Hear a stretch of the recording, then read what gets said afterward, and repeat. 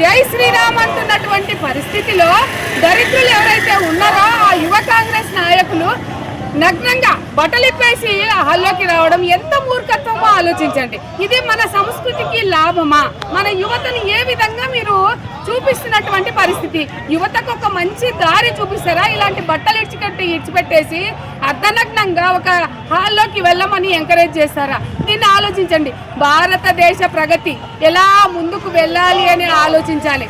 అట్లాగే ఇప్పుడు మన ఇంటి గుట్టు రోడ్డులో వేసుకుంటామా? ఇప్పుడు మన సంఘంలో ఉన్నటువంటి చిన్న ఆలోచన చేయండి.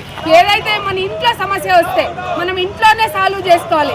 అదేవిధంగా మన మధ్యలో ఏదన్నా అన్ని పార్టీల గోళలు ఏదైతే ఉందో, ఇప్పుడు భారతీయ జనతా పార్టీ అయితే కావచ్చు, ఇంకో పార్టీ వ్యతిరేకమైనటువంటి కాంగ్రెస్ పార్టీ అయితే కావచ్చు, నీ మీద నేను నా మీద నేను వేసుకోవడం సమంజసము, అది మామూలే.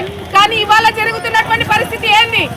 ఎన్నో దేశాలు, అన్ని దేశాల నుండి వచ్చినటువంటి పరిస్థితిలో ఉన్నటువంటి మీటింగ్ జరుగుతుంటే ఆ మీటింగ్ హాల్లోకి నగ్నంగా యువతను ఎంకరేజ్ చేసి తీసుకొని రావడము దౌర్భాగ్యం కాదా? ఇలాంటి పరిస్థితి మీరంతా గమనించాలి, భారతదేశం అంతా కూడా గమనించాలి. దీనికి వ్యతిరేకంగా ఎవరైతే వచ్చాడో వాళ్ళందరినీ అరెస్ట్ చేయాలి. కాంగ్రెస్ పార్టీ క్షమాపణ చెప్పాలి. రాహుల్ గాంధీని సస్పెండ్ చేయాలి. అసలు రాహుల్ గాంధీని ఈ విధంగా చేస్తున్నటువంటి పరిస్థితికి వాడికి ఏ విధంగా గుర్తు చెప్పాలని ఆలోచించండి. నా పేరు గీతా మాధురి, సురవరం, భారతీయ జనతా పార్టీ రాష్ట్ర కార్యదర్శిని.